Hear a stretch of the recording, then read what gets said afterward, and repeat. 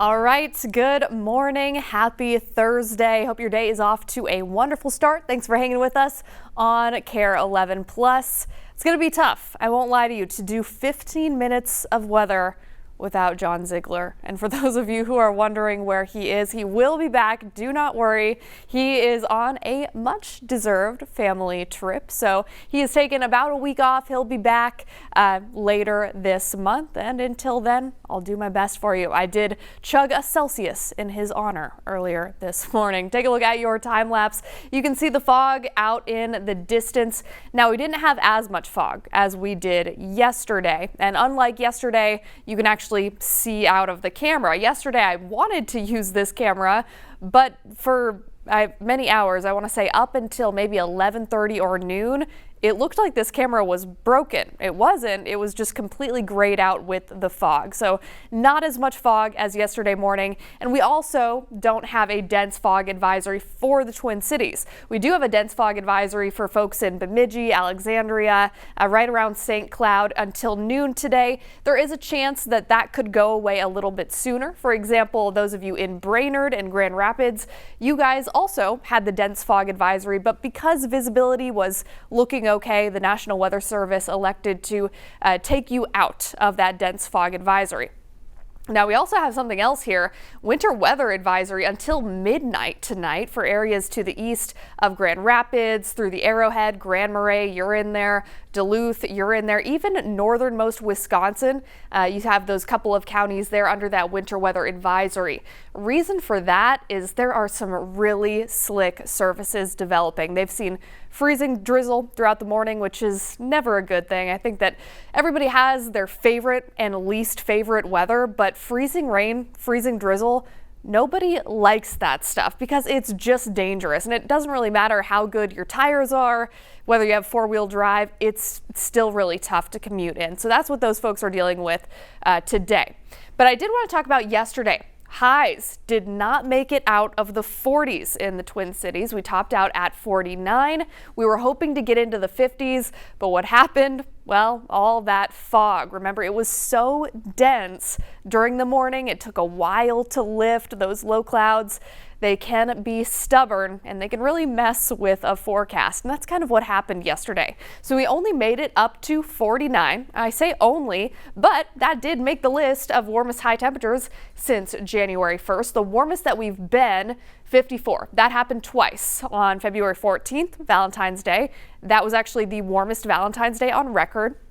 And it also happened a couple days later, again on February 16th. Now on the 15th, we were in the low 50s again, 52 on February the 15th, and then 51. That happened a few times earlier this month on March 3rd. It happened on February 17th, and it happened on the 13th. We got to 50 last month toward the end there, 50 degrees on February 27th.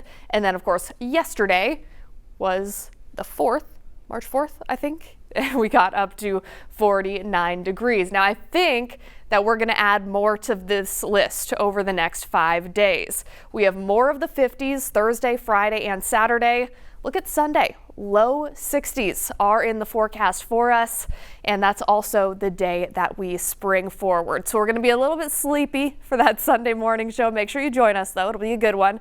But we will lose an hour of sleep, but we gain an hour of daylight. So it's a pretty good trade-off at the end of the day. I do want to talk a little bit about temperatures a little bit further out. So this is the outlook from the Climate Prediction Center for the next 6 to 10 days. That means it takes us beyond the 7-day. It's not perfect, but it's a good way of looking at potential pattern changes. What you may notice is down to the south of us, we're favoring warmer than normal temperatures. And then for northern Minnesota, we're favoring cooler than normal temperatures. In the gray area, which does include the Twin Cities, we're just gray, which means we'll probably see near normal conditions. But if we look a little bit further out, next 8 to 14 days, well, we're now favoring cooler than normal temperatures for the entirety of Minnesota, but especially for the northernmost part, including International Falls, Grand Marais, etc. So we will see those temperatures falling down toward the end of next week. The peak of warming is going to be Sunday, Monday. Those could be our first 60s of the season, near record on Monday. And then we really get cooler. Tuesday, 48, Wednesday, 42 by Thursday. So right about a week from now, we may see highs only in the upper 30s. So it is a roller coaster, but that's just kind of the name of the game during the springtime. And meteorological spring did start on the 3rd of this month, 1st of this month. All right, 6 a.m. tomorrow to 6 a.m. Saturday. That is our next weather impact alert. We've been talking about this all morning. Rainy intervals, but that's not the only precip that we'll see. I am concerned that we'll see a wintry mix late Friday night into the very early hours of Saturday morning. And then by the time it's about 6 a.m. on our Saturday, it's just going to be pure snow before that system moves out to the east. As a matter of fact, by about 10 a.m. the latest on Saturday, I think that we'll start to see sunshine. Basically, what you need here is to use caution when you're traveling. Make sure you have the umbrella. You will need it at some point tomorrow. Windshield wipers as well. And try and be flexible with your plans, mainly Friday night. That's kind of the time frame of highest concern as I've been monitoring this situation. I think you'll see why when we look at the microcast. As far as satellite and radar from today, not really a whole lot to see. You certainly can see the low clouds they're building in, so that's why it was a little bit gray on our live cams earlier this morning. This is our next weather maker out here, so that's what's bringing us the reason for that weather impact alert. We can take a look at this model of the microcast first. It's a little bit less high resolution, but it's a good way of seeing the big picture here. Low pressure moves in. It's down to the southwest of us. It's going to bring us rain by tomorrow morning, and that rainfall to start and throughout our Friday will be mostly light. I'm not too concerned about that. What I'm a little bit more concerned about is what happens tomorrow night. So now this is a little bit closer look in, so you'll be able to pick out your city, your county. Let's take a look at this. Look at the timestamp here. Make sure you're following along. This is 4:30 a.m., dark and early tomorrow. Light rain for the most part, and most of that is going to be south of I-94. By about 7 o'clock, it's a little bit closer to the Twin Cities, and keep in mind, it's not going to rain all day long consistently. We're talking about rounds of scattered showers. But as we get into the afternoon and evening, now we have what looks like it could be a mess. And again, this is something that can happen during the springtime. We have pure snow up towards Bemidji. So Bemidji, I'm not worried about you getting any storms or any mixed precipitation. This is just going to be a snow event for you. But south of Brainerd into St. Cloud, Wilmer, even areas to the west of Duluth could be looking at a wintry mix. You can see that in Jackson. This is just one potential outcome, but still something that we need to monitor. Now, the other part of this is down to the south of the Twin Cities and into Iowa. We have the chance for some pretty robust storms during tomorrow afternoon and evening. So we'll be watching for that activity as well. We could see some rumbles of thunder here in the metro. And this is 11:30 tomorrow night. You can see the transition potentially happening from moderate to heavy rainfall into that freezing precipitation. Hopefully that is not the case, but it is possible. So that is something that we need to factor in when we're deciding what we're doing on Friday night, because if you can avoid being out on the roads, I really do think that that would be the best idea. Saturday morning, this is Saturday morning, 6 a.m. We have light snow moving through the metro. It's out of here really quickly. That's why our weather impact alert expires at 6 a.m. By noon, we've got sunshine. It won't do much to warm us up though. Highs for your Saturday probably won't make it out of the 40s. So here is the overview of timing. Rain for your Friday is going to be intermittent all day long.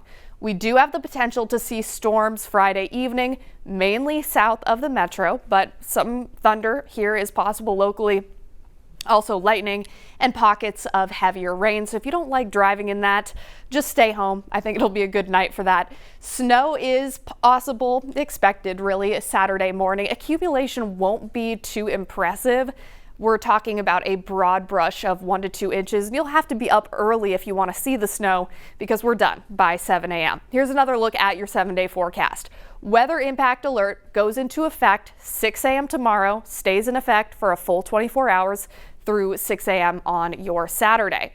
Sunday, we could make it into the low 60s. If we do, that'd be the warmest day of the year so far. It's also the day that we spring forward as daylight saving time begins, and we could hit 60 again on our Monday. The forecast is 60, the record is 62, so we're getting pretty close. And then we cool things back down by this time next week.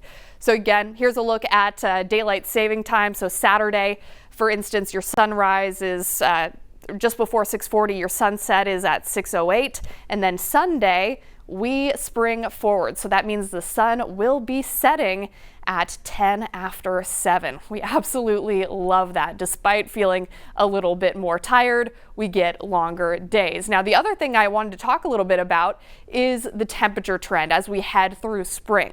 It is now officially meteorological spring. That starts on March 1st. So we're in that. But calendar spring, also called astronomical spring, doesn't start until the 20th of this month. Either way, we are in the time of the year where average highs start to warm up. In fact, during this time of the year, we gain a degree on average every other day, and we keep building on that until June 1st. That's the start of meteorological summer. Our average high hits 75. Now, I know it can get a little bit confusing, but there are actually 3 different springs. There's solar spring that starts on February 5th. That indicates when we start to see more sunshine. Meteorological spring, that indicates the general shift in our temperatures. And finally, astronomical spring, that's what you see marked on your calendar at home, on the fridge, and that begins on March 20th. So the more you know. Areas of fog this morning will clear as we head into the afternoon, but it'll stay on the cloudy side for the most part. We are forecasting scattered rain tomorrow, and then by tomorrow night, storms and even snow will be possible. Today we're shooting for a high of 50 because we didn't see as much fog this morning. I do think it could happen. 46 for St. Cloud, 40 in Brainerd, 30s for Grand Rapids, International Falls, 20s for Grand Marais, where we do have a winter weather advisory in effect through midnight tonight. Speaking of tonight, here are your forecast lows. 40 for the Twin Cities. Not too bad. That's a pretty mild evening. 25 for Duluth, 30s up north, and even some 20s out to Moorhead. Here's your Friday forecast. Getting damp, so we'll see those rounds of rain intermittently throughout the day. And areas to the north, you have the best chance at seeing just pure snow, so no wintry mix to worry about, no thunderstorms. But the further south you go, it's the opposite. So mid-50s in Rochester, and I do think that you'll see some storms tomorrow night. Speaking of which, we have this convective outlook. This is from the Storm Prediction Center. So this looks a little bit different than it did yesterday, and that's very typical. These change all the time. But what you'll see here is what almost looks like an avocado. That's how I always think of these. It's green from Des Moines down through Kansas City. That indicates a level 1 out of 5 risk for severe weather. It's what we call a marginal risk. It is on the low end, and it means that we'll usually see storms. If we see the severe storms, they'll be more isolated. We don't have that convective outlook for Minnesota. That could change. That being said, I'm not overly worried about the severe potential here locally. Let's look at the microcast one more time. Very early tomorrow morning, we start to see that light rainfall. It will kind of filter in from the south, and we'll see rounds throughout the day. By evening, that's when I want you to ideally avoid the roadways and just keep those plans flexible, because this does look like it will be a bit messy. We have snow out to the north and west, Alexandria, Bemidji, Ortonville. You're getting the snow. We could see a wintry mix. We also will likely see storms down in southernmost Minnesota all the way through the evening, and then we wrap things up with one last little shot of snow on our Saturday morning, and then we are done. So I'll step out of the way here. 6 a.m. Friday to 6 a.m. Saturday, an active 24 hours with intervals of not just rain, but some storms and even snow possible. So just use caution if you are going to be out and about. The timing is as follows. We start things off with rain. That'll be in and out off and on for the duration of our Friday. Light for the most part, but we could see moderate to even heavy pockets of rain as we move into Friday evening, mainly to the south of the metro. That's where storms could develop. And then finally, just some snow on our Saturday morning, wrapping up by afternoon. We should see sunshine for our Saturday afternoon and more of those dry conditions Sunday into Monday.